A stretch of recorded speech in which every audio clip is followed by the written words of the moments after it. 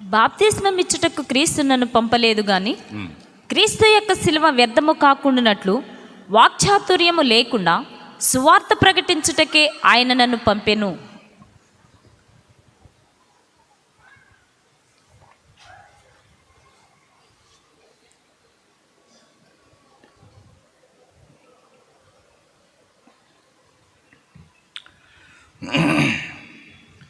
హల్లెలూయా. క్రీస్తు శిలువ వ్యర్థము కాకుండానట్లు అనే పదం పౌలు మహనీయుడు ఇక్కడ పలికాడు. నేనేదో మీకు అర్థం కాని సందేశం ఇస్తానని మీరు అనుకోవద్దు.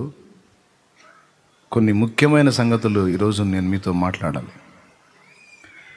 కాబట్టి ఎవ్వరూ దయచేసి పరధ్యానంగా ఉండొద్దు, నిర్లక్ష్యంగా ఉండొద్దు, సంతలో తిరిగినట్టు అటు ఇటు తిరగొద్దు. కాస్త ఎక్కడ వాళ్ళు అక్కడ ప్రశాంతంగా కూర్చొని దేవుని మాటలకు చెవినివ్వండి. ఈ లైవ్ ద్వారా అందుబాటులోకి వచ్చిన వాళ్ళు కూడా ఆ పనుల్లో ఈ పనుల్లో ఉంటా పండుకొని ఎట్లా పడితే అట్లా నిర్లక్ష్యంగా ఉంటా. దయచేసి మీరు వాక్యం వినొద్దు. దేవుని వాక్యం ఎంతో విలువైనది, ప్రాముఖ్యమైనది కనుక అమర్యాదగా ఎట్లా పడితే అట్లా ఉండి దేవుని వాక్యం వినొద్దు. జాగ్రత్తగా దేవుని సన్నిధిలో మీరు భయభక్తులు కలిగి ఉండి దేవుని మాటలు వినండి. సిలువ వ్యర్థమైద్దా? కానీ వ్యర్థం అయిద్ది అనే మాట పౌలు భక్తుడు వాడాడు ఇక్కడ. క్రీస్తు శిలువ వ్యర్థము కాకుండానట్లు వాక్చాతుర్యము లేకుండా సువార్త ప్రకటించుటకే ఆయన నన్ను పంపెను. అంటే వాక్చాతుర్యం లేకుండా సువార్త ప్రకటించడానికి దేవుడు నన్ను పంపాడు అన్నాడు కదా. వాక్చాతుర్యం లేకుండా యేసు శిలువను మనం ప్రకటిస్తే అప్పుడు అది వ్యర్థం కాదట. ఒకవేళ వాక్చాతుర్యంతో శిలువను ప్రకటిస్తే శిలువ వ్యర్థం అవుతుందట. ఈ ఒక్కచోట ఈ మాటంలా 2వ అధ్యాయంలో కూడా 1వ వచనం నుంచి చూస్తే, సహోదరులారా, నేను మీ యొద్దకు వచ్చినప్పుడు వాక్చాతుర్యముతో గాని జ్ఞానాతిశయముతో గాని దేవుని మర్మమును మీకు ప్రకటించుచు వచ్చిన వాడను కాను. నేను యేసుక్రీస్తును అనగా సిలువ వేయబడిన యేసుక్రీస్తును తప్ప మరి దేనిని మీ మధ్య నిరుగకుందునని నిశ్చయించుకుంటుని. దేవునికి స్తోత్రం కలుగును గాక. ఇక్కడ కూడా అదే మాట మాట్లాడుతున్నాడు. వాక్చాతుర్యము అంటే మాటలలో నేర్పరితనం. దేవుని సువార్త అవతలి వాళ్ళలో పని చేయాలి అంటే తీయని చక్కని లాలన మాటల చేత కాదు, కానీ వాక్చాతుర్యంతో, మాటల యందు నేర్పరితనంతో పని కాదు, కానీ వాక్శక్తి ద్వారా పని అవుతుంది. వాక్చాతుర్యం వేరు, వాక్శక్తి వేరు. వాక్చాతుర్యంతో ప్రకటిస్తే సిలువ వ్యర్థమవుతుంది కాబట్టి నేను వాక్చాతుర్యం జోలికి పోలేదు. మాటలలో నేర్పరితనం, పనితనం, అవతలి వాడిని మెప్పించడానికి తీయని మాటలు ఉపయోగించి ఏవేవో కల్పనా కథలు మాట్లాడి పనికి మాలిన విషయాలన్నిటినీ తీసుకొచ్చి ఆ సుత్తంతా చెప్పడానికి నాకు ఇష్టం లేదు.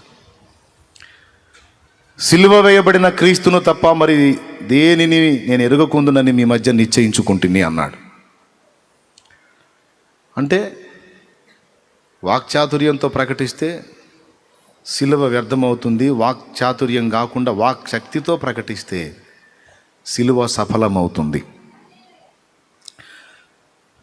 అపోస్తల కార్యం 2వ అధ్యాయంలో మేడగది మీద వారందరూ పరిశుద్ధాత్మతో నిండుకుని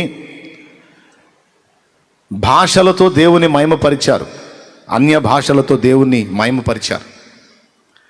ఆ టైంలో పేతురు ఒక ప్రసంగం చేశాడు.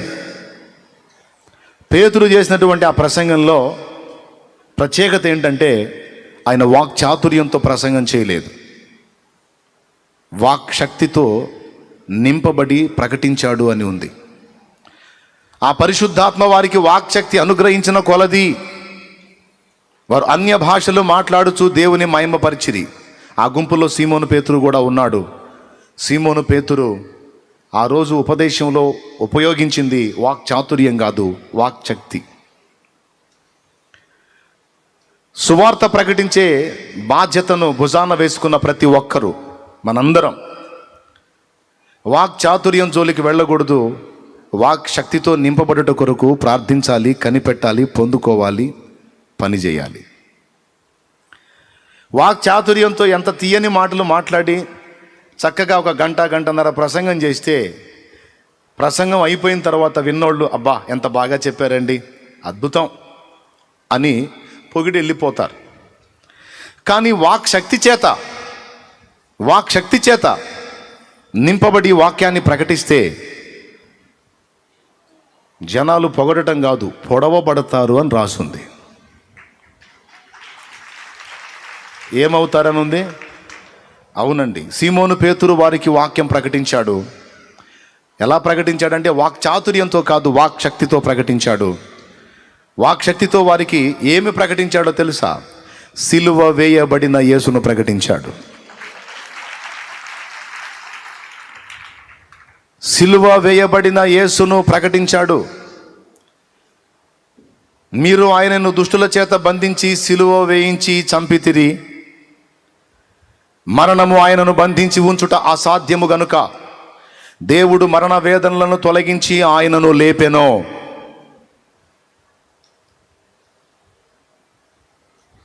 ఆయన నామమందలి విశ్వాసం ఉంచిన వారందరికీ రక్షణ కలుగునట్లు దేవుడు ఆయనను ఏర్పరిచాడు. ఆయన నామమందలి విశ్వాసము, ఆ నామమును బట్టి కలిగిన శక్తే ఇప్పుడు మీరు చూస్తూ వినుచూ ఉన్న ఇదంతా అని సీమోను పేతురు ప్రకటిస్తే అపోస్తల కార్యం 2వ అధ్యాయము 37వ వచనంలో కానీ మీరు చూడగలిగితే ఇలా ఉంది. వారు ఈ మాట విని హృదయములో నొచ్చుకొని. సహోదరులారా, చూడండి పుట్నోట్లో ఏమని ఉంటుంది? పొడవబడి. హృదయములో నొచ్చుకొని, పుట్నోట్లో ఉంది పొడవబడి. ప్రసంగం భలే బాగుంది సార్ అని పొగిడి పోలా, పొడవబడ్డారు. పొడవబడి సహోదరులారా, వాళ్ళు అడుగుతున్నారు, సహోదరులారా మేమేమి చేతుమని పేతురును కడమ అపోస్తలులను మేమేమి అడుగగా, చేతుమయ్యా?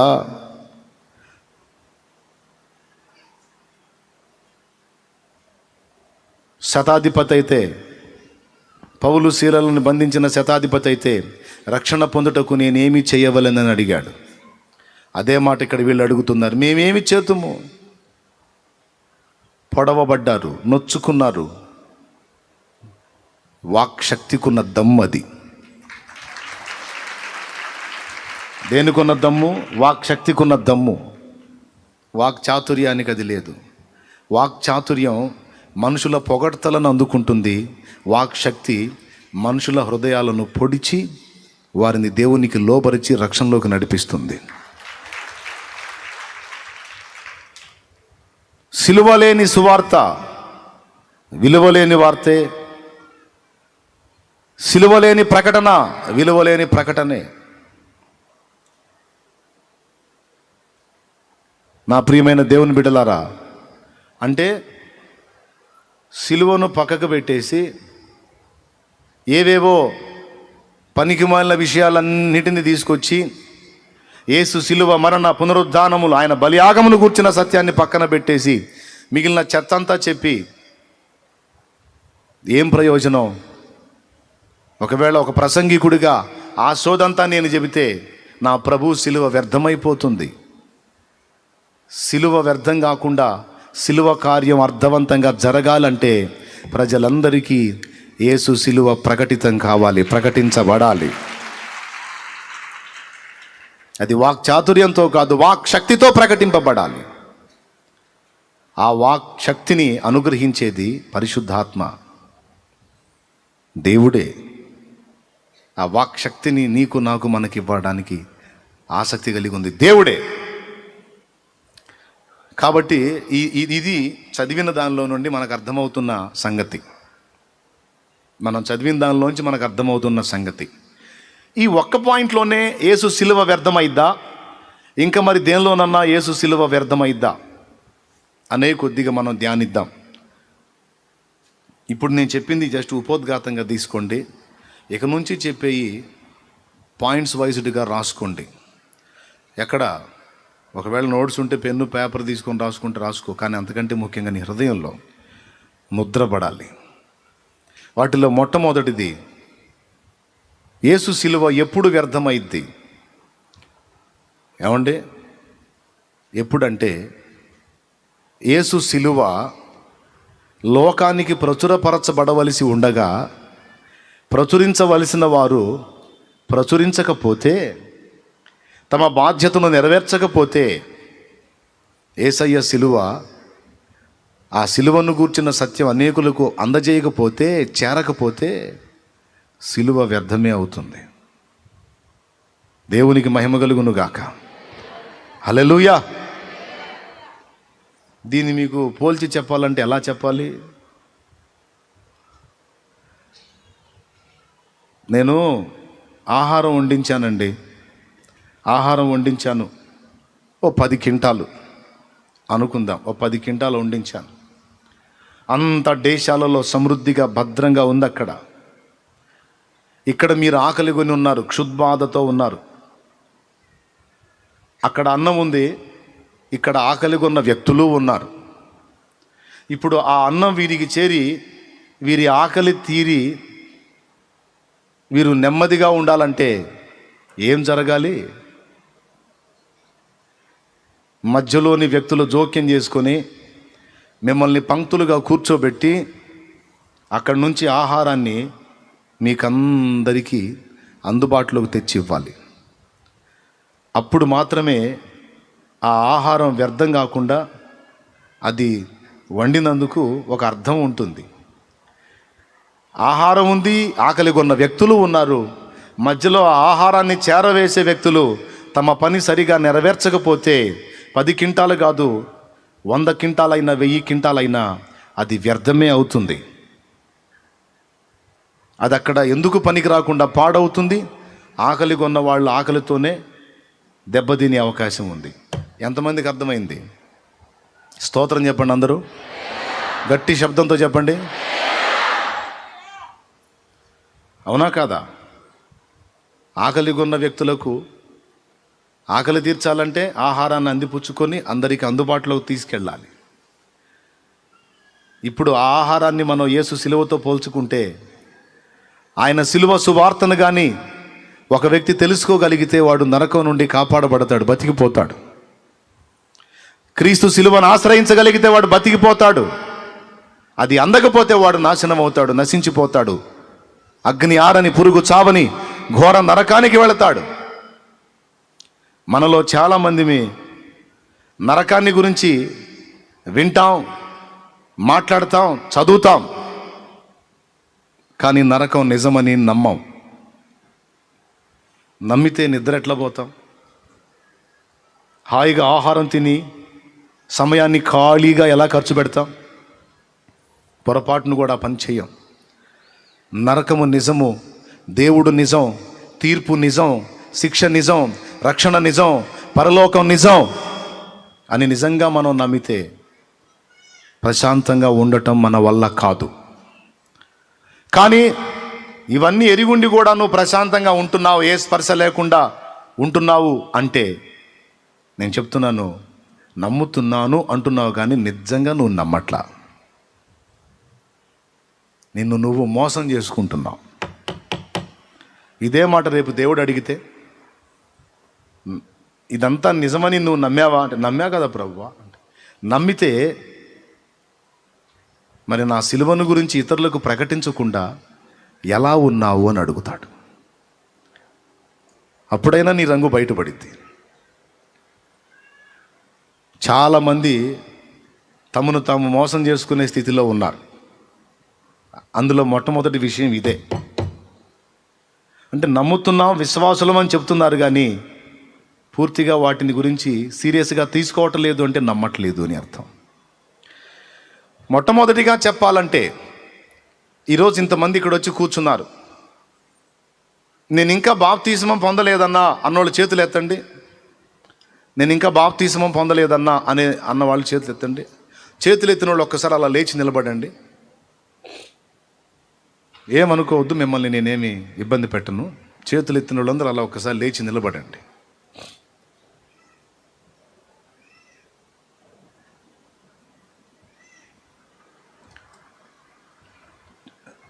ఎంతోమంది ఉన్నారు ఇక్కడ. చూడండి ఎంతమంది ఉన్నారు, అనేక మంది ఉన్నారు. మీలో యేసయ్య నాకు చాలా బాగా తెలుసు. యేసయ్యని గురించి నాకు తెలుసు. ఆయన నా పాపముల కొరకు చనిపోయి తిరిగి లేచాడని తెలుసు. నా పాపములకు నిత్యం మండే నరకాగ్ని ఉందని నాకు తెలుసు. దాని నుంచి నన్ను కాపాడటానికి యేసయ్య వచ్చి బలై తిరిగి లేచాడని తెలుసు. నన్ను బాప్తిస్మం పొందమని అన్నాడని కూడా నాకు తెలుసు అన్నోళ్ళు చేతులు ఎత్తండి. తెలుసన్నా నాకు దేవుని కృపను బట్టి. తెలియని వాళ్ళు చేయెత్తొద్దు. నాకు తెలియదన్నా, నాకు తెలియదు అంటే చేయెత్తొద్దు. తెలిసిన వాళ్ళు చేయెత్తండి. నాకు తెలుసన్నా అంటే థ్యాంక్ యూ. చాలామంది చేతులు ఎత్తారు. ఇప్పుడు సిలువ వీరి విషయంలో వ్యర్థమవుతుంది. ఎందుకంటే వాళ్ళకి రక్షణ, వాళ్ళ ఆత్మరక్షణ కోసం సిలువలో బలయ్యాడు. సిలువలో ఏమయ్యాడు? బలయ్యాడు. ఎవరి కోసం బలయ్యాడు? అదిగో నిలిచిన బిడ్డలందరి కోసం బలయ్యాడు. ఎందుకోసం బలయ్యాడు? వారినందరినీ నరకం నుంచి నిత్య జీవానికి చేర్చడానికి బలయ్యాడు. మరి ఆయన చెప్పిన చిన్న పని, పైసా ఖర్చు లేదు, ఒంటికి చాకిరీ లేదు. రోజు పనికి పోయి వచ్చి, ఉద్యోగానికి వ్యాపారానికి పోయి వచ్చి స్నానం చేస్తాం. ఆ స్నానం ఏదో ఒక్కరోజు ఒక్క పూట ఒక్కసారి నా నామములో చెయ్యి, నీ పేరు జీవగ్రంథంలో రాస్తానని యేసయ్య చెప్పాడు.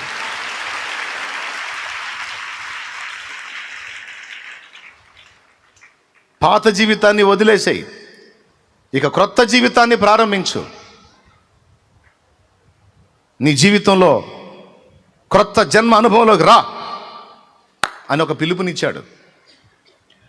మరి దీన్ని ఎరిగి కూడా వారు రక్షణ పొందనప్పుడు వారి విషయంలో సిలువ అర్థవంతంగా ఉందా, వ్యర్థమైపోయిందా? రైట్. ఫర్ ఎగ్జాంపుల్ ఒక మాట చెప్తా, మీరు నన్ను తప్పుగా అనుకోవద్దు. ఈ రాత్రి వరకు వీరు ఉంటారని గ్యారంటీ ఉందా? పోనీ మనం ఉంటామని గ్యారంటీ ఉందా? ఎవరు ఉంటారన్న గ్యారంటీ లేదు. రేపు, ఎల్లుండి, వచ్చే సంవత్సరం, 2 ఏళ్ల తర్వాత కాదు, ఈరోజు నైట్ వరకు ఉంటామన్న గ్యారంటీ ఉందా? లేదు. ఒకవేళ ఈ రాత్రిలోపే ఇక్కడ నిలిచిన వారిలో ఎవరినైనా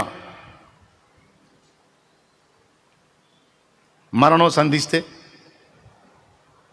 అన్ని ఎరుగుండి కూడా, యేసు సిలువను ఎరుగుండి కూడా ఆయన ఇచ్చిన సువర్ణ అవకాశాన్ని వినియోగించుకోనందున వీరి ఆత్మ ఏమవుతుంది?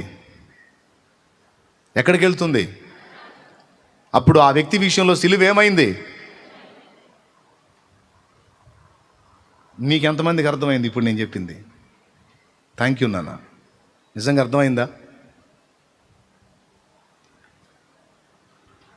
నా ప్రియమైన దేవుని బిడ్డలారా, నిలిచిన వారలారా, మీరు నరకం ఉందని నిజంగా నమ్ముతున్నారా? కాసేపు ఎండకు ఉక్కదీస్తుంటేనే తిక్కరేగి గందరగోళం అయిపోతున్నారే. అగ్ని ఆరని, పురుగు చావని ఘోరమైన నరకం లేకపోతే పిచ్చి బట్టా వచ్చి సిలువెక్కాడు. మైండ్ పోయా, మెంటలెక్కా. ఎందుకు? ఈ చేతి మీద రాయి తీసుకొని ఈ చెయ్యి ఒక బండ మీద పెట్టి ఎవడన్నా చెయ్యి నలగొట్టుకుంటే ఆ వ్యక్తిని ఏమంటాం? పిచ్చోడు అంటాం, మెంటలోడు అంటాం. మరి యేసయ్య కూడా పిచ్చెక్కి, మెంటలెక్కి ఆ సిలువలో చిత్రవదన అనుభవించాడా? నీకు మరణం తర్వాత ఎంత పెద్ద ప్రమాదం ఉంటే అంత సాహసం చేశాడు ఆయన వచ్చి. మరణం తర్వాత నీకెంత డేంజర్ ఉంటే అంత చిత్రవదన అనుభవించాడు. నీకేం ప్రమాదం లేకపోతే ఆయనకేమన్నా పిచ్చా వచ్చి అంతసేటు ఇబ్బంది పట్టడానికి? నీ కొంప మునిగిద్ది రేపు. ఆ గతి నీకు పట్టకూడదని, నీ ఆత్మ నశించకుండా రక్షింపబడటానికి నీకు ద్వారాలు తెరిచాడు తన ప్రాణం పెట్టి. నువ్వు ఎలా తీసుకుంటున్నావు ఆ పాయింట్ని? టేక్ ఇట్ ఈజీగా తీసుకుంటున్నావు, చులకనగా తీసుకుంటున్నావు. జవసత్వాలు బాగున్నాయి, అన్నీ బాగున్నాయి, ఇప్పుడు కాలే తర్వాత చూద్దాం అనుకుంటున్నావు. ఎప్పుడు నీ గతి ఎలా మారిపోయిందో నీ చేతిలో ఉందా? నీ శరీరమే. బ్రెయిన్లో ఇంత చిన్న ట్యూమర్ వస్తే చాలు, ఒక పక్క పడిపోయిద్ది. నీ చెయ్యే వినదో నీ మాట, నీ కాలే వినదో, నీ ముఖమే వినదో, తిరిగిపోయిదో పక్కకి.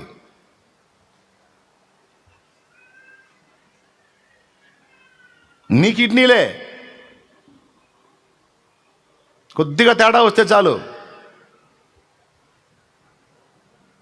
ఒక్కసారి ఆలోచించు,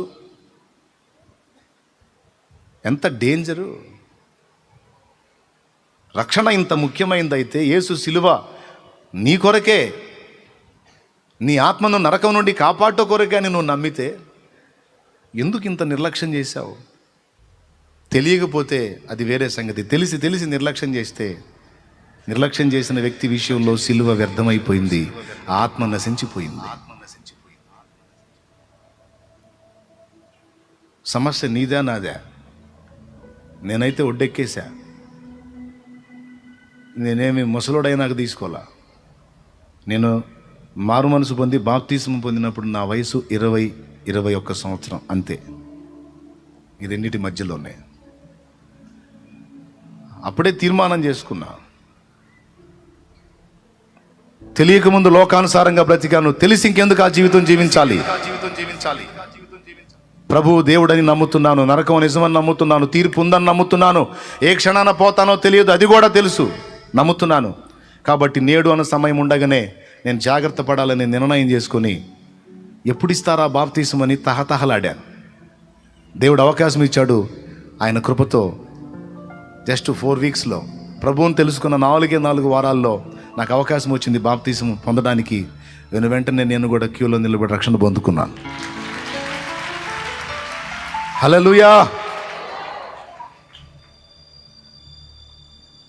కూర్చోండి.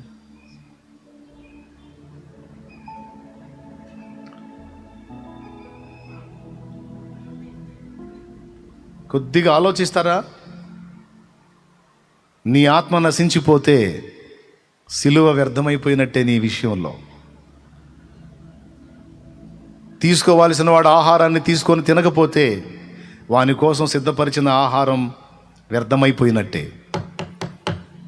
అన్నీ ఎరిగిన నీవు రక్షణను నిర్లక్ష్యం చేస్తే నీ విషయంలో యేసు సిలువ వ్యర్థమైపోతుంది, ఆయన బలియాగం వ్యర్థమైపోతుంది. ఇంకెన్నాళ్ళు, ఇంకెన్నేళ్ళు, ఇంకెంతకాలం పాపాన్ని ప్రేమించాలి? నాకు వద్దన్నా. ఆయన సిలువలో నా కొరకు ప్రాణం పెట్టి బలై తిరిగి లేచాడు కనుక ఈరోజు ఒక తీర్మానం చేసుకుంటున్నా, తక్షణమే నేను రక్షణ పొందుతానన్నా. నా కోసం నా యేసు సిలువ వ్యర్థం కావటానికి వీల్లేదు. నా యేసు సిలువ అర్థవంతం కావాలి, నేను రక్షణ పొందుతాను. I'm ready. యేసు కొరకు నూతన మనస్సు పొంది నూతన జన్మ అనుభవంలోకి నేను రావడానికి రెడీ అన్నవాళ్ళు ఉంటే చేయొత్తండి. ఈరోజు నీకు బాప్తీసం యేసు నామములో. దా, చేయెత్తిన వాళ్ళు అలా లేచి ముందుకు రండి.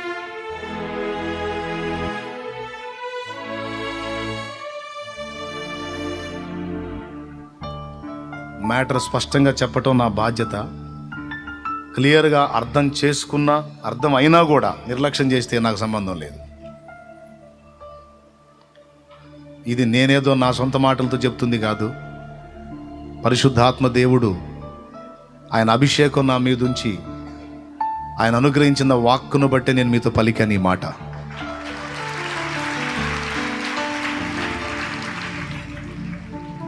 రా, రేపు నీకు ఇవ్వబడిందో లేదో నీకు తెలియదు.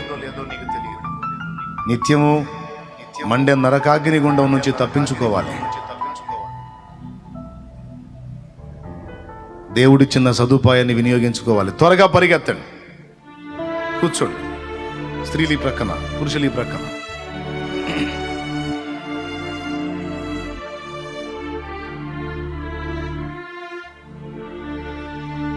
వచ్చేవాళ్ళు వస్తూ ఉంటారు, నేను మాట్లాడతాను, జాగ్రత్తగా వినండి. వచ్చేవాళ్ళు వచ్చేసేయండి, ఏం పర్వాలా.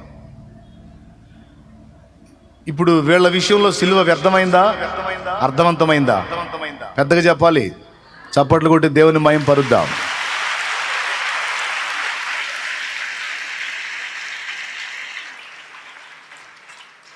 ఒకవేళ రక్షణ నిర్లక్ష్యం చేసి ఈ తీర్మానంలోకి రాకపోతే వారి విషయమై సిలువ రైట్. అంటే సత్యం ఎరిగి ఉండి రక్షణానుభవంలోనికి రాకుండా ఒక ఆత్మ నశించిపోతే ఆ ఆత్మ విషయమై సిలువ వ్యర్థమైంది. దీన్ని మొట్టమొదట మనం గుర్తుపెట్టుకోవాలి. ఇక్కడ కూర్చున్న వాళ్ళలో ఇంకా ఎవరైనా రక్షింపబడకుండా ఉంటే, బాప్తిస్మ అనుభవంలోకి రాకుండా ఉంటే, ఏమడుగుతున్నాడు యేసయ్య? వెండి బంగారాలు అడిగాడా, లేకపోతే ధనకనక వస్తువాహనాలు ఏమని అడిగాడా?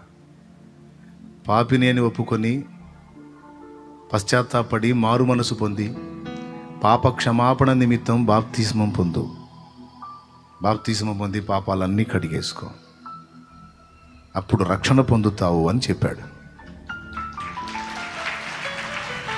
ఆయన ఇచ్చిన ఈ మంచి అవకాశాన్ని వినియోగించుకోవడానికి ఎందుకు వెనకాడాలి? ఇంకా ఎవరైనా ఉంటే ఈ ఉపదేశం అయిపోయేలోపు మనసును సిద్ధపరచుకొని రెడీగా, సిగ్గుపట్టానికి, బిడియపట్టానికి, మెలికలు తిరగటానికి ఏం పెళ్లి చూపులు కాదు. నీ ఆత్మ రక్షణకు సంబంధించినటువంటి విషయం. హల్లెలూయా. సరే, పక్కన పెడదాం. రెండవ సంగతి మాట్లాడతాను. సిలువ ఎప్పుడు వ్యర్థమవుతుంది?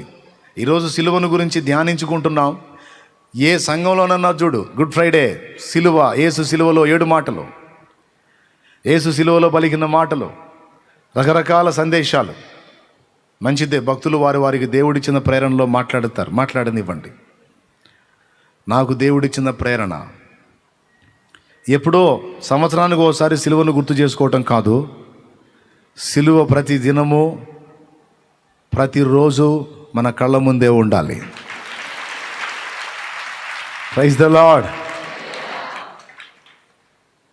సంవత్సరం అంతా సిలువను మర్చిపోయి సంవత్సరానికి ఒకసారి గుర్తు చేసుకోవటం కాదు. సంవత్సరం మొదలు సంవత్సరాంతం వరకు ఆయన సిలువ బలియాగము, ఆయన రక్త తర్పణం మన కళ్ళ ముందు కనబడాలి. అందుకనే సిలువ వ్యర్థం కాకుండా అర్థవంతం కావాలంటే ఏం చేయాలి, ఎలా చేస్తే వ్యర్థమైద్ది, ఎలా చేస్తే అర్థవంతమైద్ది అన్న విషయాన్ని మీతో మాట్లాడాలని ప్రేరేపించబడ్డాను. అందులో మొదటిది చెప్పాను, సత్యం ఎరిగి ఉండి రక్షణానుభవంలోనికి రాని వాని జీవితంలో సిలువ వ్యర్థం. అలాగే పాపం సువార్త, సిలువ సువార్త తెలియక పాపం ఆత్మీయ క్షుద్బాధ కొని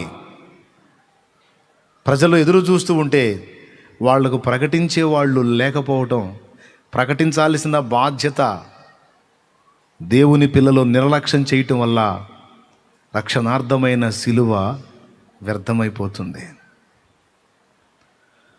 ఒక మాట మీరు బైబిల్ గ్రంథంలో చూస్తే, రోమాపత్రిక 10వ అధ్యాయము తొందరగా చూడండి.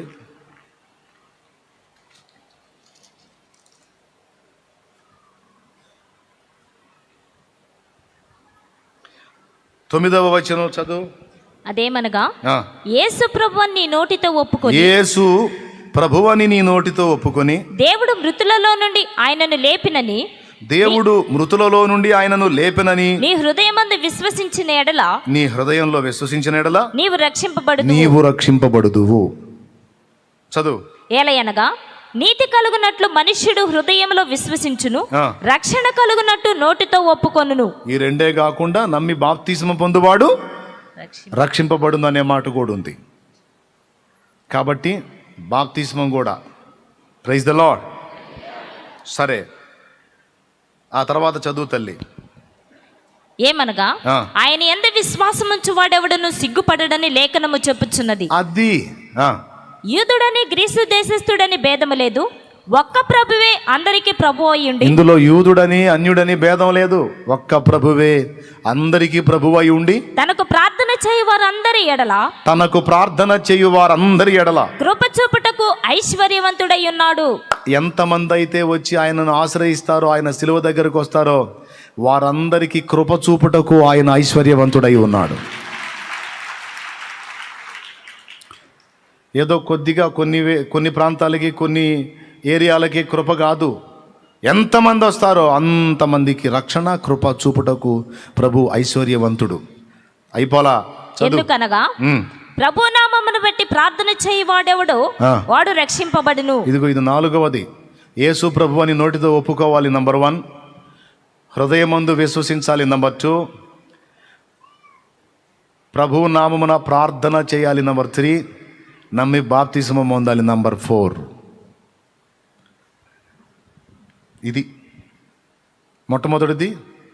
యేసు ఎవరో? నా ప్రభు. చెప్పు, యేసు ఎవరో? హృదయంలో విశ్వసిస్తావా? విశ్వసిస్తున్నావా? నోటితో పలుకుతున్నావా? రైట్, విశ్వసిస్తున్నావు. 3వది, ఆయన నామమును బట్టే నేను ప్రార్థన చేస్తా. 4వది, ఆయన యందు ఉంచిన విశ్వాసాన్ని గుర్తుగా బాప్తిస్మం పొందుతా. 4. ఈ 4 కీలకమైనవి. ఇంకొకటి ఉంది. వీటన్నిటికీ మధ్యలో ఎంటర్ అవుతుంది, అది మారు మనస్సు. దేవునికి స్తోత్రం. ఇది అపోస్తలుల కార్యములు 2వ అధ్యాయములో 38వ వచనంలో ఉంటుంది, చూడండి.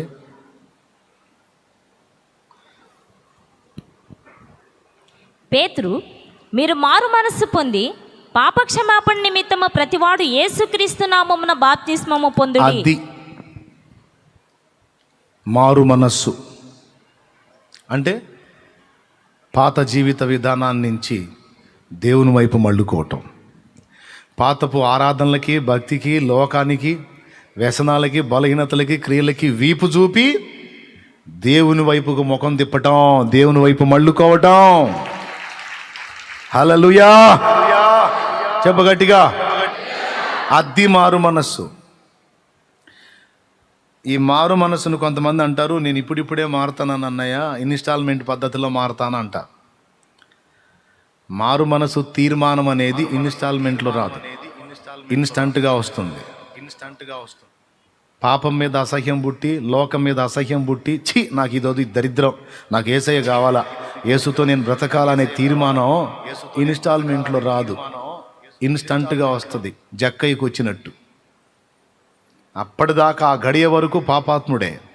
ఎప్పుడైతే యేసయ్య ఆయన దర్శించాడో ఇన్స్టాల్మెంట్ పద్ధతిలో మారతానని చెప్పాడా? మెరుపులాగా ప్రకటిస్తున్నాడు తన తీర్మానం. నాకు కలిగిన దానిలో సగం బీదలకి ఇచ్చేస్తున్నాను, మిగతా సగం ఎవరి దగ్గర నేను 1కి 2 వసూలు చేశానో అలాంటి వానికి 4 గంటలు తిరిగి చెల్లిస్తాను ప్రభువా. ఇదిగో నా పాపం అంతటిని విసర్జించి ఇదిగో నేను నీ వైపు తిరుగుతున్నాను అన్నాడు. ఇన్స్టాల్మెంట్ పద్ధతిలో మారాడా? మారు మనసు తీర్మానం అలా వస్తుంది. ఆ తీర్మానం చేసి దిగాల నీళ్లలోకి. వరుసగా చెప్పుకుందాం ఇప్పుడు 5 సంగతులు. మొట్టమొదటిది, యేసు ప్రభువని నోటితో ఒప్పుకోవాలి. 2వది, హృదయమందు విశ్వసించాలి. 3వది, మారు మనసు పొందాలి. 4వది, ప్రభు నామమును బట్టి ప్రార్థన చేయాలి. 5వది, బాప్తిస్మం పొందాలి. ప్రభు నామమును బట్టి ప్రార్థన చేయాలనే మాట ఎక్కడుంది? అపోస్తల కార్యములు 22కు పద. నేను చెప్పేవన్నీ లేఖనాలే, సొంత మాటలేం కాదు. ఈ వచనాలు ఎక్కడ ఉన్నాయో తెలియనోళ్ళు నేను నా సొంత మాటలు చెప్తున్నాను అనుకుంటారు, నిద్రమోహం వాళ్ళు. మీరు కాదులే, కొంతమంది నిద్రమోహం వాళ్ళు ఉంటారు. షాలిమాన్ ఏంది లేఖనాలు చెప్పడని, సోదేశులు. బైబిల్లో కాదేశ్ ఉంది. నేను చెప్పే మాటల్లో చాలా మాటలు బైబిల్ వచనాలతో లింక్ అయి ఉంటాయి. దేవునికి మహిమ. బైబిల్లో కాదేశు చెప్పేటప్పుడు సరిగా వినకుండా వెరితనంగా ఆలోచించే వాళ్ళంతా సోదేశులు అన్నమాట. చూడు 22:16 చదువు. గనుక నీవు తడవ చేయుట ఎందుకు? అంటే వచనం తీసి చదివిస్తే తెల్లారిద్దని చెప్పుకుంటా వెళ్తా. కొన్నిసార్లు రిఫరెన్స్ కోడ్ చేయకుండా వచనాన్ని చదివి వెళ్ళిపోతా. అందుకే బైబిల్ జాగ్రత్తగా చదివితే నేను చెప్పే అన్ని లేఖనాలా కాదు అర్థమవుతుంది. చదువు. కనుక నీవు తడవ చేయుట ఎందుకు? ఇంకా ఆలస్యం చేయటం ఎందుకమ్మా? లేచి. ఏమన్నా ముహూర్తం ఉందా?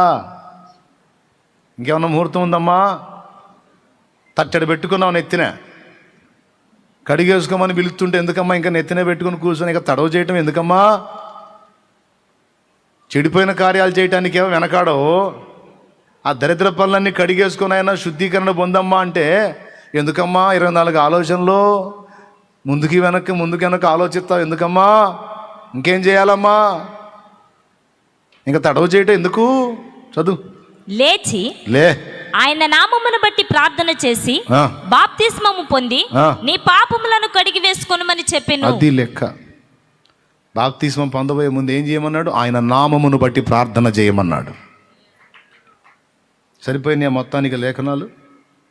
మొట్టమొదటిది యేసు ప్రభు అని నోటితో ఒప్పుకోవాలి. 2 హృదయమందు విశ్వసించాలి. 3 మారు మనసు పొందాలి.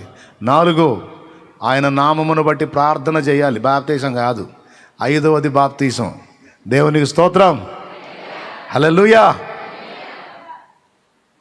ఓకే, అయిపోయింది బాప్తీసం. బాప్తీసం పొందినోడు ఏం చేయాలి? మళ్ళీ 4 అపోస్తల కార్యము 2:42 అపోస్తల బోధలో ఉండాలి. చెత్త బోధలన్నీ అనకూడదు.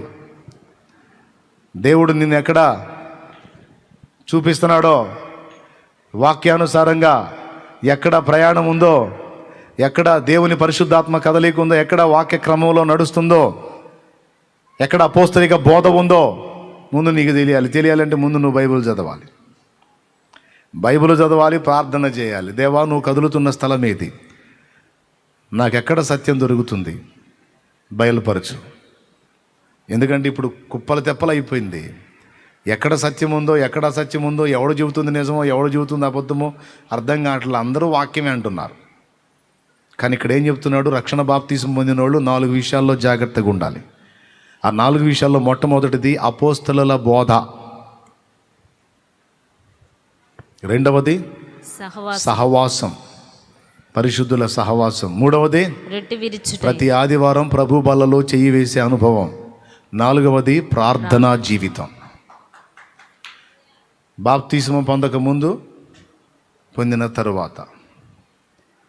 ఈ 4వ దానిలో ప్రార్థనా జీవితం అన్నానే. ఆ ప్రార్థనా జీవితంలో ప్రతిదినము పరిశుద్ధాత్మ శక్తి పొందుకున్నటకు ఎప్పటికప్పుడు ప్రార్థన చేసుకుంటూ దేవుని బలాన్ని పొందుకుంటూ ఆత్మీయ యాత్రలో ముందుకు సాగాలి. ఇప్పుడు బాప్తిస్మానికి ముందు సంగతులు ఏంటి? ప్రభువుని ఒప్పుకోవాలి, విశ్వసించాలి, హృదయంలో మారు మనసు పొందాలి, ప్రార్థన చేయాలి. రైట్, ప్రభు నామమును బట్టి ప్రార్థన చేసి బాప్తీసం పొందాలి. అయిపోయింది. ఇది బాప్తీసం పొందకముందు ఉండాల్సిన కొలతలు. బాప్తీసం పొందిన తర్వాత ఇక ఆత్మీయ జీవితంలో స్థిరంగా నిలిచి ఉండాలంటే, లోకంలోనికి వెళ్ళిపోకుండా, దిగజారిపోకుండా, పడిపోకుండా, చెడిపోకుండా ఉండాలి అంటే 4 గుర్తుపెట్టుకోవాలి. మొట్టమొదటిది అపోస్తలుల సత్య బోధలో ఉండాలి. ఏది పడితే అది వినడానికి చెవినివ్వకూడదు. ఎవరు మాట్లాడినా లేఖనములు అలాగూ చెప్పుచున్నవా, తప్పుడు నిర్వచనాలు చెప్తున్నారా చూసుకోవాలి. ఆ వివేచన కొరకు దేవునికి ప్రార్థన చేయాలి. లేఖనాన్ని కూడా జాగ్రత్తగా చదవాలి. బోధ అర్థం కావాలంటే ముందు లేఖనం చదివిన అనుభవం ఉండాలి. అందుకే అపోస్తలుల బోధ అన్న మొదటి పాయింట్లో వాక్యం చదివిన అనుభవం, వాక్యం వినే అనుభవం 2 ఉండాలి. 2వది సహవాసం. లోక స్నేహాన్ని వదిలి దేవుని పరిశుద్ధుల్లో కలిశావు. కడగబడిన పంది మళ్ళా బురదలోకి పోయినట్టు మళ్ళా లోకస్తుల మధ్యలోకి పోతావే? పరిశుద్ధ తండ్రికి ప్రియ సుతుడివి, సుతురాలివయ్యావు, కుమార్తెవయ్యావు, ప్రియ సుతవయ్యావు, సుతుడివయ్యావు. మళ్ళీ ఇక పందులు జోలెందుకు? ఇక ఆ సహవాసంలోకి వెళ్ళొద్దు. ఏందంటే ఏంది? వాళ్ళని లేమని నేను చెప్పట్లా, వాళ్ళలోంచి పూర్తిగా అడవిలో పోమని చెప్పట్లా. వారి మధ్యలో ఉన్నప్పటికీ ఏందంటే ఏంది అంతవరకే. ఏదో చూపేంతవరకు దేవుని ప్రేమ చూపటం, నీ హద్దుల్లో నువ్వు ఉంటాం. అంతేగాని వారు వేసే స్టెప్స్ అన్నీ నువ్వు వేయమని చెప్పట్లా లేఖనం. నువ్వు వేయాల్సిన స్టెప్స్ ఎక్కడంటే నీ తోడి ఆత్మీయులతో, పరిశుద్ధులతో కలిసి నువ్వు అడుగులు వేయాలి. లోకస్తుల అడుగుల్లో నీ అడుగులు కలపవద్దు. నువ్వు ప్రత్యేకింపబడిన జీవితానుభవాన్ని కలిగి ఉండాలి. 2. మూడవది ప్రభు బల్ల. కొన్ని సంఘాల్లో నెలకు ఒకసారి ఇస్తారు, కొన్ని సంఘాల్లో 2 నెలలకి, కొన్ని సంఘాల్లో 6 నెలలకి, కొన్ని సంఘాల్లో సంవత్సరానికి ఒకసారి. ఎవరెవరు ఎందుకు అట్టిస్తున్నారో వాళ్ళని అడగండి. వాక్యానుసారం అయితే ఆదివారమున మేము రొట్టె విరుచుటకు కూడినప్పుడు అన్నాడు అపోస్తలుల కార్యములు 20వ అధ్యాయము 7వ వచనంలో. Praise the Lord. కాబట్టి ప్రతి ఆదివారం ప్రభు యొక్క శరీర రక్తములను ఇచ్చేటువంటి సంఘము వాక్యానుసారమైన క్రమంలో ప్రయాణం చేస్తుంది. కొన్ని సంఘాల్లో పరిస్థితులు అనుకూలించక 2 వారాలకు ఒకసారి ఇస్తారు. కొన్ని సంఘాల్లో పరిస్థితులు అనుకూలించక కొన్ని ఇబ్బందుల దృష్ట్యా నెలకోసారి ఇస్తారు. సాధ్యమైనంత వరకు ఈ నెలకొకసారి ఇచ్చేటువంటి క్రమం నుంచి మళ్ళీ ప్రతి ఆదివారం ప్రభు బల్ల కార్యక్రమం ఏర్పాటు చేస్తే ప్రతి ఆదివారం యేసయ్య సిలువను జ్ఞాపకం చేసుకునే మంచి అవకాశం లభిస్తుంది. ప్రభు బల్ల దగ్గర యేసు సిలువ ప్రచురపరచబడుతుంది. నెలకి మనం ప్రభు బల్ల ఇచ్చినప్పుడు నెలకొక్కసారి ప్రచురింపబడుద్ది. వారం వారం ప్రభు బలను అందించినప్పుడు ప్రతి వారం యేసు సిలువ ప్రచురం అవుతుంది. సంఘము కూడిన ప్రతిసారి యేసయ్య సిలువను గూర్చి మాట్లాడటం జరుగుతుంది. యేసు సిలువ మనకు గుర్తున్నంత వరకు మన బ్రతుకులు విలువగా ఉంటాయి. యేసు సిలువ మరచిపోయిన నాడు భ్రష్టు పట్టే అవకాశం ఉంది. అర్థమైతే స్తోత్రం చెప్పు. యేసు సిలువ మనకు గుర్తున్నంత వరకు ఆయన మన కోసం ఎట్టి త్యాగం చేశాడో గుర్తిస్తాం గనుక ఇక పాపం చేయటానికి బరి తెగించాం, నీచ ప్రవృత్తికి దిగజారం. ఎందుకంటే ఆయన సిలువ ఎప్పుడు జ్ఞాపకం చేయబడుతుంది, మన హృదయంలో ముద్రితమై ఉంటుంది గనుక ఎప్పటికప్పుడు భద్రంగా ఉంటాం. సిలువను మర్చిపోయామంటే అంతే సంగతులు. కాబట్టి నెలకొక్కసారి కాకుండా ఒకవేళ నెలకొకసారి బల్ల ఇచ్చేటువంటి వాళ్ళు సైతం ప్రభు మీకు కూడా కృప చూపుతాడు, ప్రయత్నం చేయండి. ఆదివారం ప్రతి ఆదివారం సిలువను జ్ఞాపకం చేసుకున్నట్లు, పరిశుద్ధులు తమ పొరపాట్లన్నిటినీ దేవుని ముందు విమర్శించుకొని ఒప్పుకొని దిద్దుకొనున్నట్లు, యేసు సిలువ ప్రచురమగునట్లు ప్రతి ఆదివారం ప్రభు బల్ల ఇవ్వడానికి సంఘములన్నీ జాగ్రత్త పడాలి. హల్లెలూయా. ప్రతి ఆదివారమున ప్రభు బల్లలో చెయ్యి వేసే ప్రక్రియ 3వది. మొదటిది ఏంటి? బాప్తిసం పొందినోడు చేయాల్సిన మొదటి పని సత్యబోధ, అపోస్తలుల బోధలో ఉండాలి. 2వది పరిశుద్ధుల సహవాసాన్ని కొనసాగించాలి.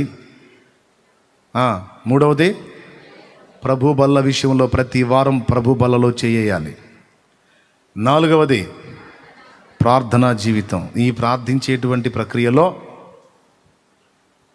పొద్దున ఒక ప్రార్థన, సాయంత్రం ఓ ప్రార్థన, నిద్ర లేచినప్పుడు ఓ ప్రార్థన, నిద్ర పోయేటప్పుడు ఓ ప్రార్థన. 4 మాటలు స్తోత్రం స్తోత్రం స్తోత్రం హల్లెలూయా హల్లెలూయా అని ఏదో 4 మాటలు అనుకోవటం కాదు.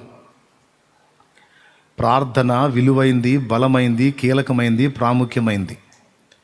వాక్య ధ్యానం, ప్రార్థనా జీవితం 2 మనకు శక్తినిచ్చేవి. తెలుసా మీకు? దేవునితో మనం మాట్లాడే అనుభవం మనం కొనసాగించాలి. దేవుడు మనతో మాట్లాడుతున్నప్పుడు వినే అనుభవాన్ని మనం కలిగి ఉండాలి.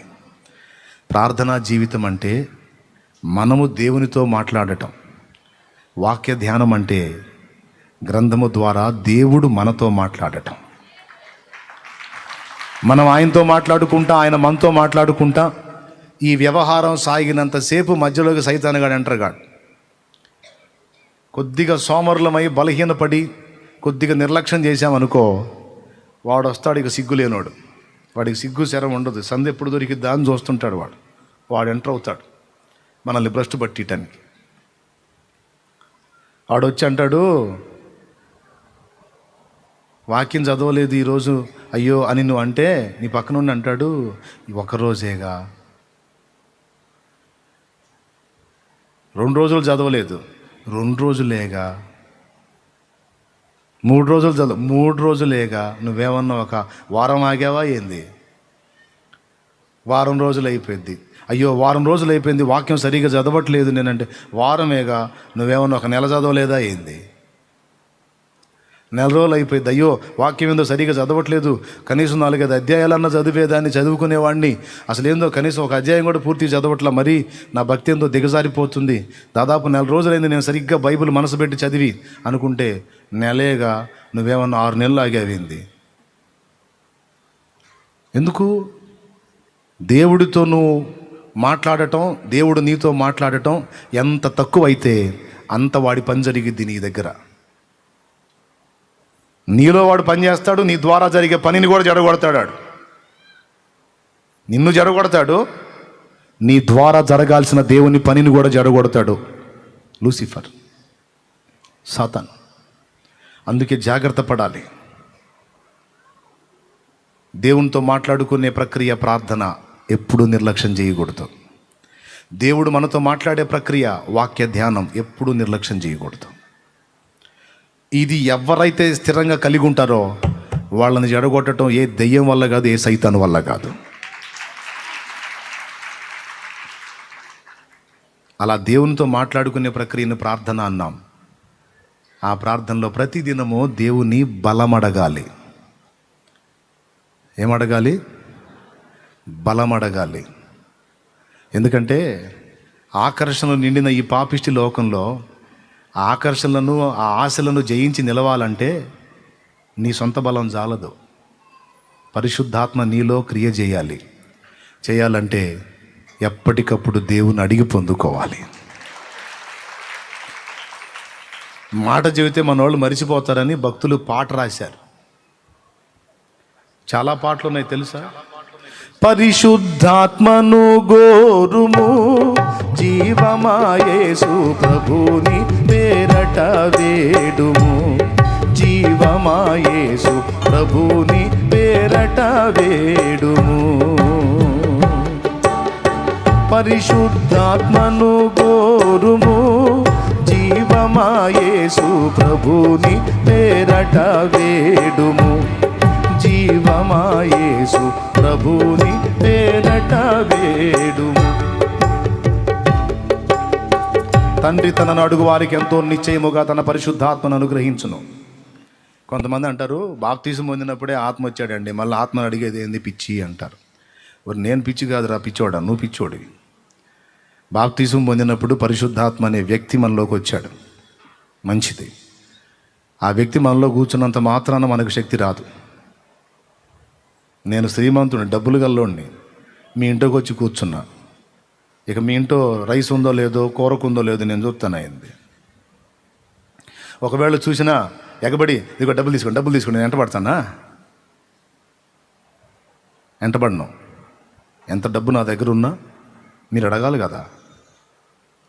ఒకవేళ నేను వెంటబడ్డాను అనుకో, ఇదిగో డబ్బులు తీసుకోండి అని, మీకు అన్నానికి లేదుగా, కూరకు లేదుగా, డబ్బులు తీసుకోండి అని వెంటబడ్డాను అనుకో, లేదు మాకు వేరే దగ్గర వచ్చేది ఉంది అన్నారు అనుకో, గాలిపోద్ది, పరువు పోతుంది. అందుకే మర్యాదస్తుడి లక్షణం ఏంటి? సమృద్ధి గలవాడై ఉన్నప్పటికీ అవతల వాళ్ళు అడగకుండా స్పందించడు. పరిశుద్ధాత్మ దేవుడు బాప్తీసం పొందినప్పుడు మనలోకి వచ్చాడు, నిజమే. మనలోనికి వచ్చిన ఆయన మనకు శక్తినిచ్చుటకు సమృద్ధి గలవాడే. అయితే మనం ఏం చేయాలి? తండ్రిని అడగాలి. ఎప్పటికప్పుడు నీ బలము నాకిమ్మయ్యా అని అడగాలి, ఏ రోజుకు ఆ రోజు. హల్లెలూయా. పరలోక ప్రార్థనలో 4వది ఏంది? తొందరగా చెప్పండి, ఒక్కబోతం తిక్కర రేగుతుంది, తొందరగా చెప్పండి.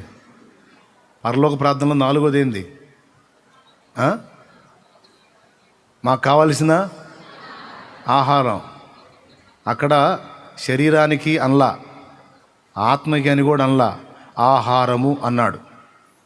ఆహారం అంటే ఇప్పుడు మనకి ఒకప్పుడు శరీరానికే మేత పెట్టాం, ఆత్మ సంగతి తెలియదు కాబట్టి, అందుకే ఇష్టం వచ్చినట్టు పోయింది. ఇప్పుడు ఇంకొకటి తెలిసింది, మన లోపల ఆత్మ అనేది ఒకటి ఉంది, దానికి కూడా ఒక ఆహారం ఉందని.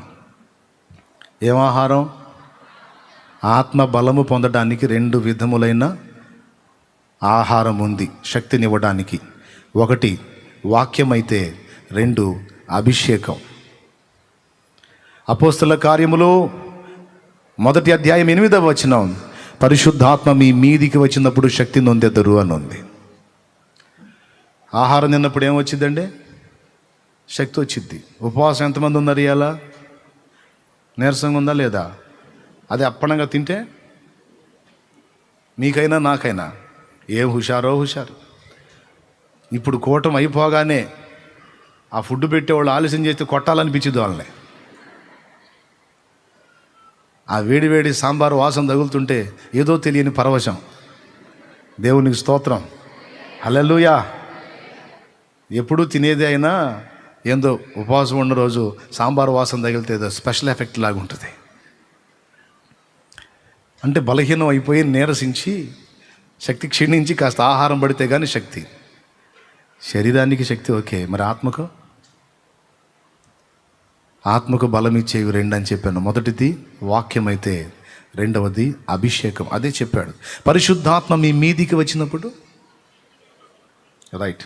అలాగే వాక్యం ఆహారమై మనకు శక్తినిస్తుంది. కాబట్టి పరలోక ప్రార్థనలో 4వది ఏంది? అనుదిన ఆహారం. అంటే దేనికి? ఆత్మకే శరీరానికి 2కి అడగమన్నాడు. దేవునికి మహిమ.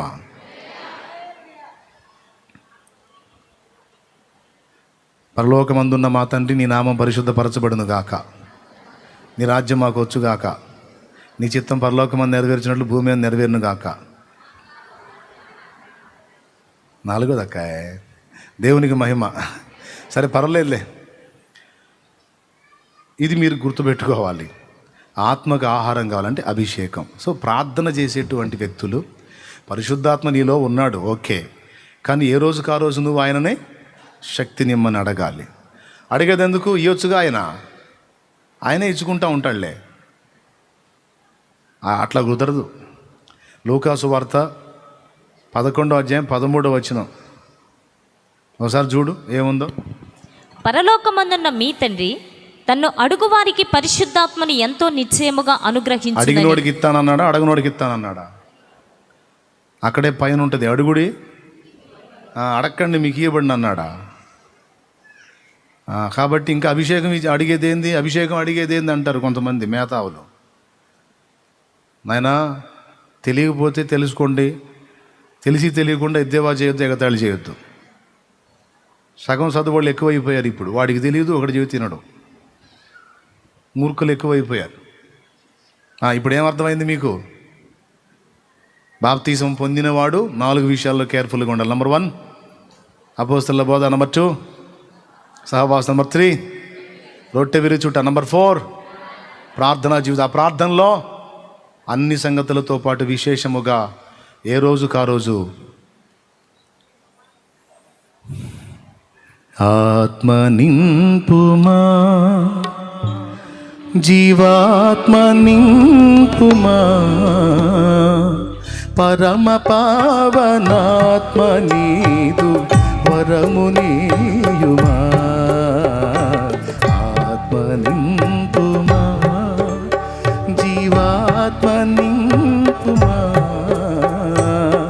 పరమ పావనాత్మ నీదు వరము నీయుమా. ఆత్మ నింపుమా. విచిత్రం ఏంటంటే వింటామా కానీ ప్రార్థనలో అడగం. అదే మరి దెయ్యం పని. ప్రార్థనలో అడిగితే దేవుడు బలం ఇస్తాడు. ఇక ఆ దినమంతా కావలసిన శక్తి నీకు వచ్చింది. అందుకని అన్నీ అడుగుతావు కానీ ఈ విషయంలో నువ్వు గోజాడకుండా చేస్తాడు వాడు. ఇదంత సీరియస్ కాదన్నట్టు తేలిక చేసి చూపిస్తాడు. అందుకే మిగిలిన విషయాలన్నీ అడుగుతావు కానీ ఆత్మ బలం ఇవ్వు నాయన, ఆత్మశక్తి నీవు. ఈరోజు లోకంలోకి వెళ్తున్నాను, నేత్రాశ జయించడానికి, శరీరాశలు జయించడానికి, జీవపుడంబం జయించడానికి, తుచ్చమైన అభిలాషలు జయించడానికి నాకు బలమే అని ప్రార్థన చేయటమే కాదు, దేవుడు చెప్పిన సలహా పాటించాలి. ఒకటి ప్రార్థించడం, రెండు వాక్యాన్ని ధ్యానించటం, మూడవది స్తుతించడంలో కూడా శక్తి ఉంది. స్తుతించడంలో శక్తి ఉంది. ఈ శక్తి ఏ శక్తో తెలుసా? సైతాన్ని ఎల్లగొట్టే శక్తి. పాపం ఒక భక్తుడు పాట కూడా పాడాడు. స్తుతించిన సాతాన్ పారిపోతాడు, కునికితే మళ్ళీ వస్తాడు. స్తుతించిన సాతాన్ పారిపోతాడు, కునికితే మళ్ళీ వస్తాడు. స్తుతించి పాడి కోటను కూల్చెదం, స్తుతుల శక్తితో ఎరికో పట్టెదం. స్తుతించి పాడి కోటను కూల్చెదం, స్తుతుల శక్తితో ఎరికో పట్టెదం. స్తుతించిన సాతాన్ పారిపోతాడు, కునికితే వస్తాడు. స్తుతించిన సాతాన్ పారిపోతాడు, కునికితే మళ్ళీ వస్తాడు. దేవునికి స్తోత్రం. మూడవది, స్తుతిలో కూడా శక్తి ఉంది. స్తుతించాలి. ఖాళీగా ఉన్నప్పుడు స్తోత్రం ప్రభా, హల్లెలూయా, తండ్రి నీకు వందనాలని స్తుతిస్తూ ఉండాలి, స్తుతి పాడుకుంటూ ఉండాలి. ఈ టైపులో ఉన్నోళ్ళు దాదాపు చెడిపోరు, చెడిపోయిన కార్యాలు చేయరు, దరిద్రపు ఆలోచనలు రావు. కొంతమంది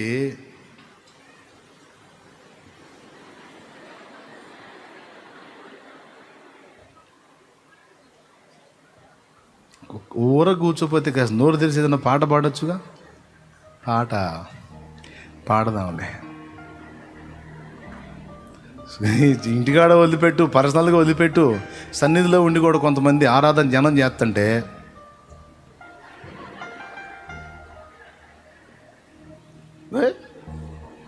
మరి వాళ్ళు స్తుతిస్తున్నారు, నువ్వు కూడా స్తుతించరయ్యా అంటే స్తుతించడే. వాళ్ళ మొఖాలు వీళ్ళ మొఖాలు చూస్తుంటే ఎగాదిగా. కొంతమంది ఆ టైపు. స్తుతిలో శక్తి ఉంది తెలుసా మీకు? బంధకాలను తెంచేస్తుంది. మరి శక్తి లేకపోతే ఎట్లా దిగిపోతాయి? స్తుతిలో సాతాన్ని ఎల్లగొట్టే శక్తి ఉంది, వాడి కోటల్ని కూల్చే శక్తి ఉంది. ఎరికో కోటలు ఎట్ట కూలినాయి? స్తుతి. నీకు వాడు కల్పించే అడ్డుబండలన్నీ తుత్తునీలు చేసేది స్తుతి.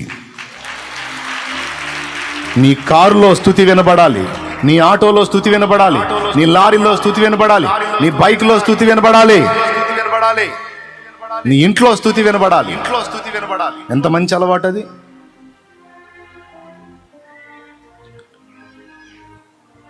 శక్తి ఉంది కాబట్టి బాప్తీసం పొందినోడు బలంగా ఉండటానికి ఇవి ఖచ్చితంగా గుర్తుపెట్టుకోవాలి. మొక్కలు బాగా బలంగా ఉండటానికి వేస్తారు కదా నీళ్ళు, ఎరువుల రకాలు ఉంటాయి. ఒక్కొక్క ఎరువు వేస్తే ఒక్కొక్క టైపులో వస్తుంటుంది మొక్క. సూపర్ అంట, యూరియా అంట, ఎందుకు చెబుతారు కదా 20-20-20 అని వాటి పేర్లు. కాబట్టి ప్రియులారా, 2 సంగతులు చెప్పా. మొట్టమొదటిది, రక్షింపబడక మునుపు ఏం కలిగి ఉండాలి. నెంబర్ 2, రక్షింపబడ్డ తర్వాత ఏం కలిగి ఉండాలి. క్లియర్గా రెఫరెన్సెస్తో సహా మీకు వివరించా. ఇప్పుడు సిలువ దగ్గరకు వస్తాం. మళ్ళీ దేవునికి స్తోత్రం కలుగును గాక.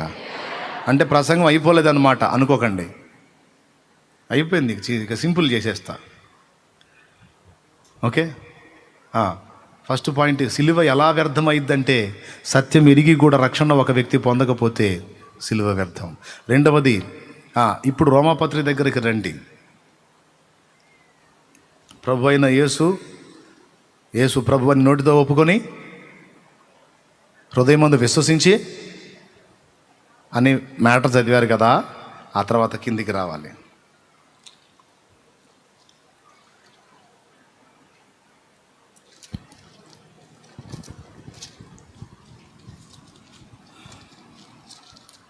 పదవ అధ్యాయము 14వ వచనం చదువు.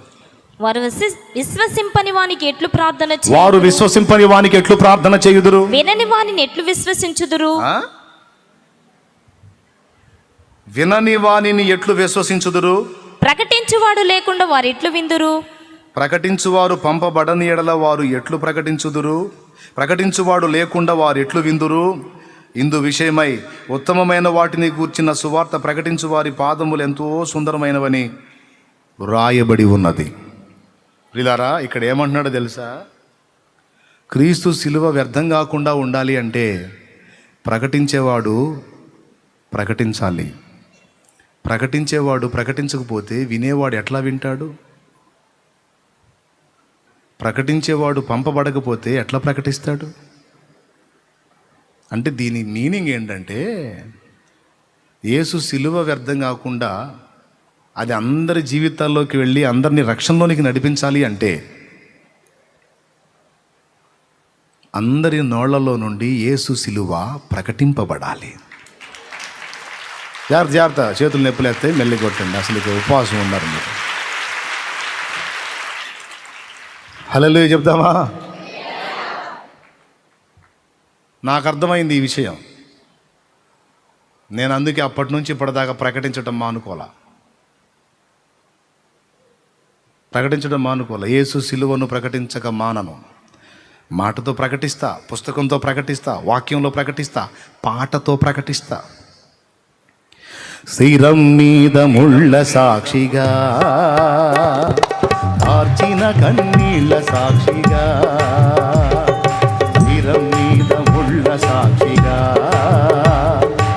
ఆర్చిన కన్నీళ్ళ సాక్షిగా, పొందిన గాయాల సాక్షిగా, చిందిన రుధిరంబు సాక్షిగా, పొందిన గాయాల సాక్షిగా, చిందిన రుధిరంబు సాక్షిగా, యేసు నిన్ను పిలుచుచున్నాడు, నీ కొరకే నిలిచి ఉన్నాడు.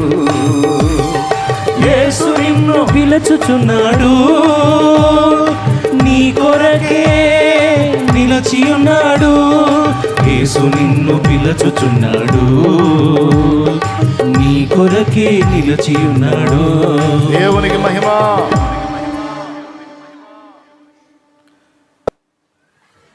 నేను మానుకోను, ప్రకటిస్తానే ఉంటా. ఊపిరి ఉన్నంత వరకు ప్రకటిస్తానే ఉంటా ఆయన సిలువ.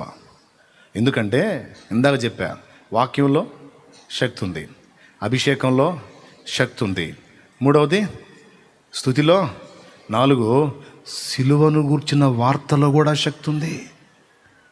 నశించిపోతున్న ఆత్మలను రక్షించే శక్తి. 1 కొరింథీ పత్రిక, కొరింథీలకు రాసినటువంటి 1 పత్రిక ఒక్కసారి చూడండి. 1 అధ్యాయము 18వ వచనం. సిలువను గూర్చిన వార్త నశించుచున్న వారికి వెర్రితనము గాని రక్షింపబడుచున్న మనకు దేవుని శక్తి. చూసావా? శక్తి. సిలువ వైపు చూచు కొలది శిల సమానమైన మనసు, సిలువ వైపు చూచు కొలది శిల సమానమైన మనసు, కరిగి కరిగి నీరైనురా నీ సిలువే నాశనాయనురా, నీ సిలువయందే శక్తి బలము చితిరా. ఈసారి ముక్తి. సిలువయందే ముక్తి బలము సూచితిరా, నీ సిలువే నాశరా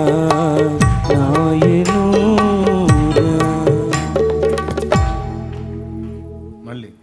నశించు వారికి నీ సిలువ వెర్రితనముగనున్నది, నశించు వారికి నీ సిలువ వెర్రితనముగనున్నది, రక్షింపబడుచున్న పాపికి దేవాని శక్తి అయి ఉన్నది, రక్షింపబడుచున్న పాపికి దేవాని శక్తి అయి ఉన్నది. నీ రక్తమే నన్ను శుద్ధీకరించు, నీ రక్తమే దేవునికి మహిమ.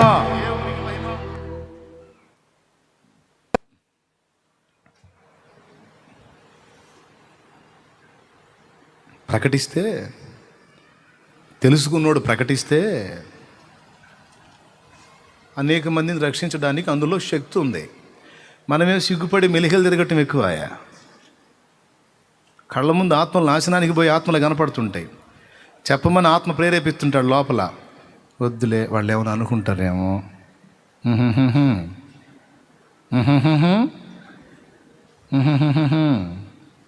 ఎందుకులే. నేను అసలు మా ఆఫీస్లో అసలు మా కోలీగ్స్కి అసలు నేను క్రిస్టియన్ అనే చెప్పను అసలు. ఎందుకంటే వాళ్ళు కొంచెం నన్ను తేలిగ్గా చూస్తారు మా కోలీగ్స్. అందుకని అసలు నేను అసలు చెప్పను.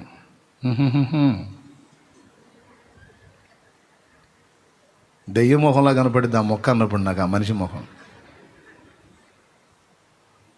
తిడితే ఊరుకోరు కానీ, లేకపోతే సైతాను మొహం దాన్న సైతాను మొహం అట అనాలనిపించింది. ఎందుకు నీకు సిగ్గు అంటే, నేను అనలేండి, టెన్షన్ పడకండి. మళ్ళీ కొంతమంది కోపపడారు.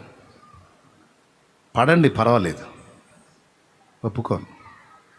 ఎందుకు సిగ్గుపడుతున్నావు?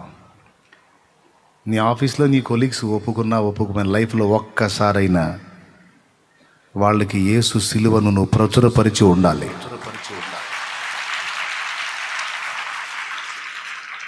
సిగ్గుపడుతున్నావు అంటే యేసు ఏదో అవమానకరమైన వ్యక్తి అని నువ్వు నమ్ముతున్నావు. సిగ్గుపడుతున్నావు అంటే నరకాన్ని నువ్వు నమ్మట్లేదు. చెప్పడానికి నువ్వు తటపటాయిస్తున్నావు, లక్ష్య పెట్టట్లేదు అంటే వాడు నాశనం అయిపోయినా పర్వాలేదని ఫిక్స్ అయిపోయావు. నువ్వు ప్రేమ లేని వాడివి. అవకాశం లేనివాడి సంగతి పక్కన పెట్టి, అవకాశం ఉన్నవాళ్ళకన్నా చెప్పాలిగా. మా కులస్తులు ఊరుకోరండి, మా కులస్తులు ఊరుకోరు.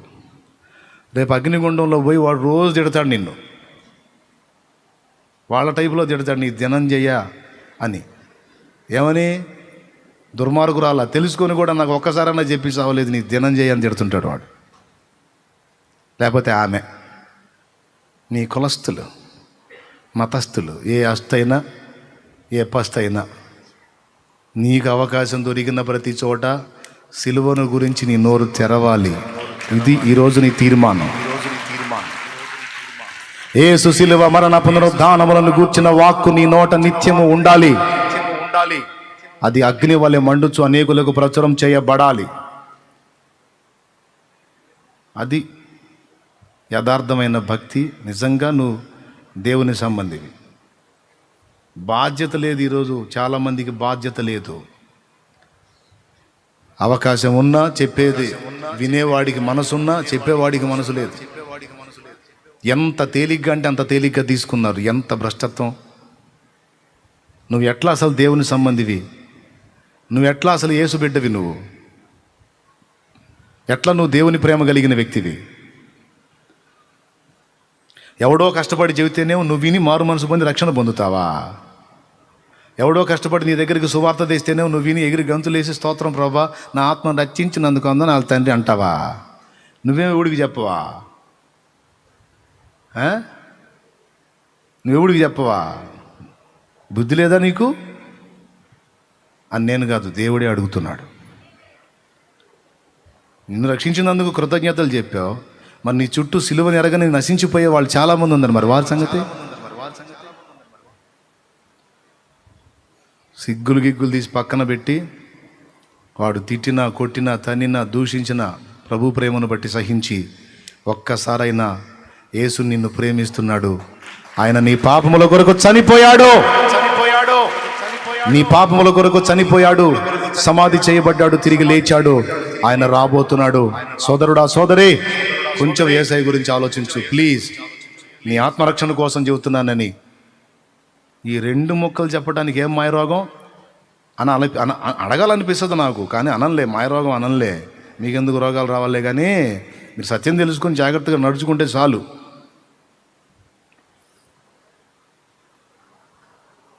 వీడు తిడతానే ఉన్నాడు, మళ్ళీ ఏం తిట్టట్లేదు అంటున్నాడు అనుకోవద్దు. ప్రతి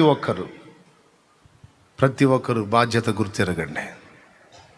నోరు తెరవండి, లేకపోతే యేసు సిలువ వ్యర్థమైపోయింది. సిలువను గూర్చిన వార్త వారి దగ్గరికి వెళ్ళకపోతే వారు నశించిపోతారు. నశించిపోతే వారి విషయంలో నా యేసయ్య కష్టమంతా, నా యేసయ్య త్యాగమంతా, నా తండ్రి ప్రయాసంతా వ్యర్థమైపోయింది.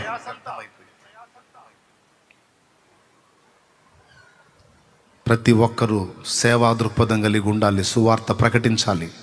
సిలువను గూర్చిన వార్తే శుభవార్త. చెల్లి, తమ్ముడు, అన్నా, ఎన్ని రోజులు బతుకుతామో తెలియదు. మన 2 ఏళ్ళు కరోనా ఉతికింది.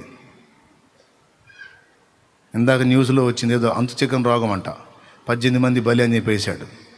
ఏదేదో వస్తాయి, ఎంతవరకు ఉంటామో తెలియదు. ఏ తెగులు రాకపోయినా ఇంకో రకంగా చెప్పలేం. గ్యారెంటీ లేని లైఫ్. భార్యను తీసుకొని భర్త స్కూటర్ మీద వెళ్తున్నాడు. హైదరాబాద్ కందికల్ గేట్ స్కూటర్ మీద వెళ్తున్నాడు. రైలు గేట్ వేశారు, నిలబడ్డాడు బండి ఆపుకొని. పామును పట్టుకొని పోతుంది గ్రద్ద. ఎక్కడ పట్టిందో పాముని పట్టుకొని పోతుంది గ్రద్ద. తాజు పామును పట్టుకొని పోతుంది. కరెక్ట్గా వీళ్ళ నెత్తి మీదకి వచ్చేసరికి, వీళ్ళ పైకి వచ్చేసరికి అది పట్టు విడిపించుకుంది పాము. దాని కాళ్ళలో నుంచి జారిపోయి కరెక్ట్గా అతని మెడ మీద పడింది. అది మెడ మీద పడగానే తలకాయ తిప్పాడు. బస్సు మళ్ళేసి కొట్టేసింది అక్కడే. స్పాట్ అక్కడికక్కడే. ఊహిస్తామా అనుకుంటామా? చెప్పలేము. కాబట్టి ఎంతవరకు బ్రతుకునిస్తాడో తెలియదు కనుక ఉన్నంత వరకు ఈ నోరు మూత పడటానికి వీల్లేదు. ఇది యేసు వార్తను చాటుతూనే ఉండాలి. రక్షణ పొందకుండా నిర్లక్ష్యం చేసేవాళ్ళు కూడా జాగ్రత్త.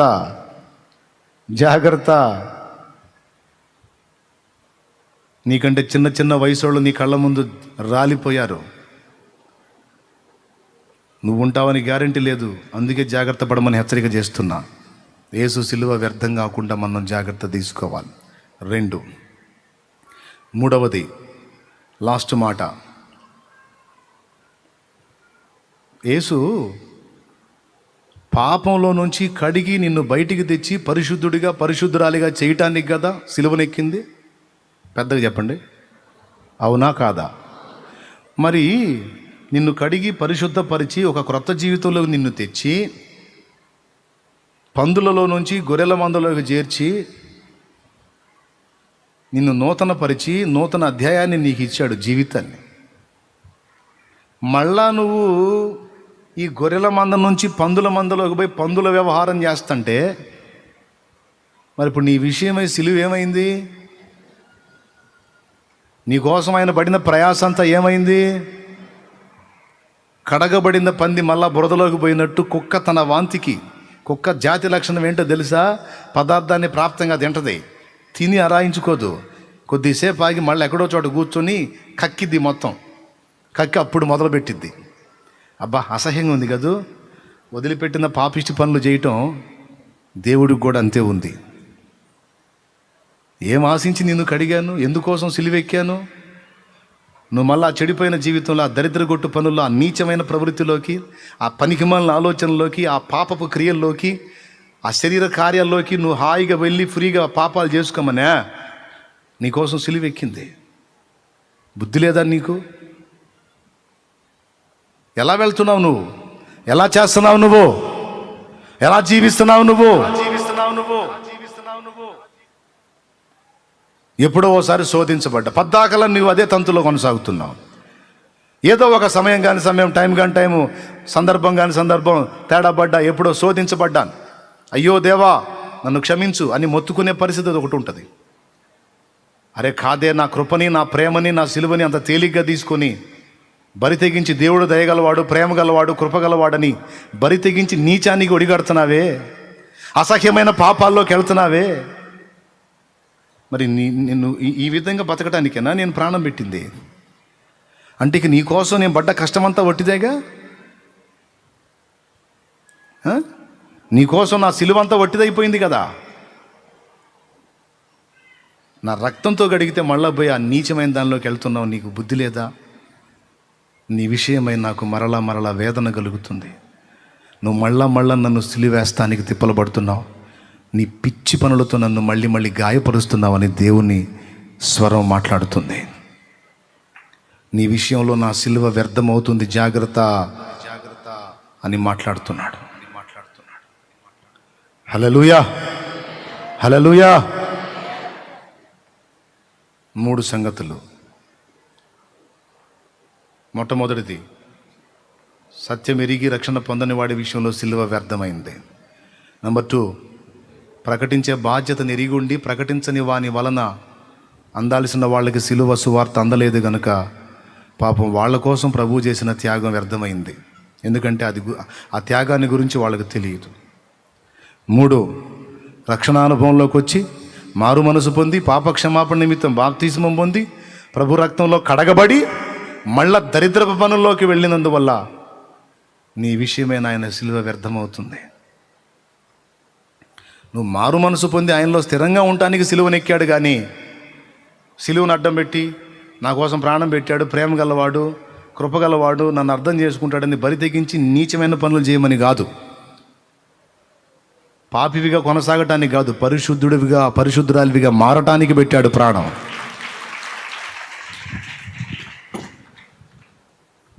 మరి ఏం చేస్తున్నావు? ఎందులో కొనసాగుతున్నావు? ఈ గుడ్ ఫ్రైడే రోజు మారు మనసు పొందు. ముందే ప్రార్థన చేయించాను, హ్యాపీ. మళ్ళీ ఒక్కసారి గుర్తు చేసుకొని ఖచ్చితంగా వదిలేయాల్సిందే. పిచ్చి పిచ్చి పనులు మానుకోవాల్సిందే. నువ్వు ఏ వ్యవహారంలో ఉన్నావో, ఏ విధంగా తిప్పలు పడుతున్నావో, నువ్వు అక్రమ సంబంధాలు కలిగి ఉన్నావో, నువ్వు వ్యభిచార పాపంలో ఉన్నావో, నువ్వు తాగుబోతుకున్నావో, తిరుగుబోతుకున్నావో, తిట్టుబోతుగా ఉన్నావో, నువ్వు నేత్రాశ పాపంలో ఉన్నావో, అశ్లీల చిత్రాలు చూసేవాడిగా ఉన్నావో, నువ్వు ఎలాంటి పరిస్థితిలో దిగజారావో, లోక స్నేహాలు మరిగి దరిద్రపు అలవాట్లోకి వెళ్ళిపోయావో, నువ్వు అందులో కొనసాగటానికి కాదో, లవ్వు గివ్వని కొవ్వు వ్యవహారాలు చేసుకుంటా, పనికిమాలిన పనులు చేసుకుంటా, దేవుని బిడ్డనని చెప్పుకుంటా, వాళ్ళతో వీళ్ళతో కలిసి విచ్చలవిడి జీవితాన్ని జీవించడానికి కాదో.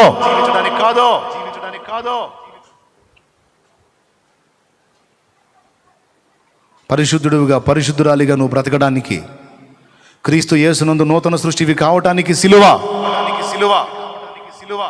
మనందరం సిగ్గు తెచ్చుకోవాలి. ఎంత స్పష్టంగా దేవుడు మొత్తుకొని చెబుతున్నా దేవుని మాటలు వినని చెవిటి పావు వలె చెవులు మూసుకోవడానికి ట్రై చేయొద్దు. మారు మనసు పొంది దేవుని కొరకు నిలబడటానికి ట్రై చేయి.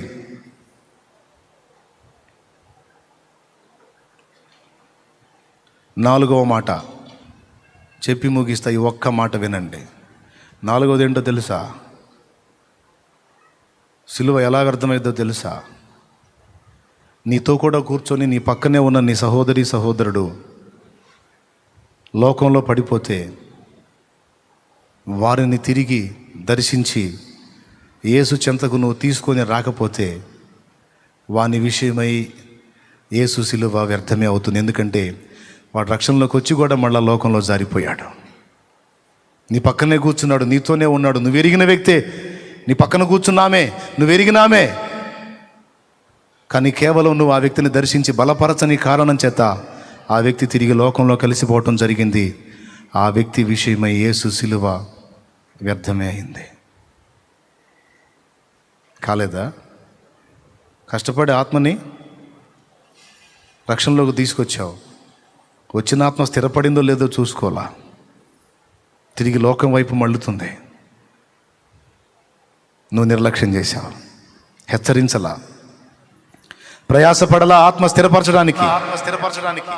ఆత్మ మళ్ళా లోకంలో కలిసిపోయింది. ఇప్పుడు అర్థం కాల. ఇంకొక మాట, లోకంలో కలిసిపోతారు కొంతమంది దుర్బోధలోకి వెళ్ళిపోతారు. ఏ బోధలోకి వెళ్ళిపోతారు? అయ్యగారులు, కొంతమంది పాస్టర్ గారులు,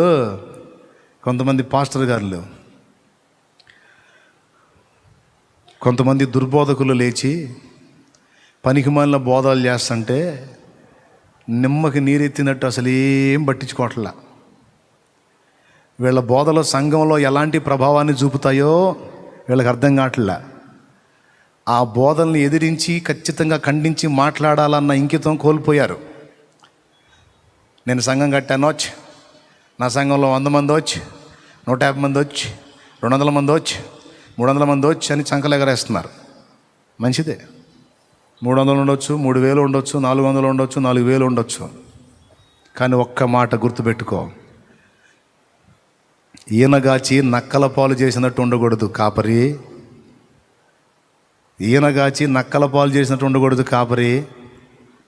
కష్టపడి ఆత్మలకు సువార్త చెప్పి ఆత్మలను సంపాదించటమే కాదు, నువ్వు సంపాదించిన ఆత్మల్ని సత్యములో స్థిరపరచాలి. సత్య బోధ ఏదో అవగాహన కల్పించాలి. సత్యపరమైన సత్య సంబంధమైన సిద్ధాంతం ఏదో నేర్పించాలి.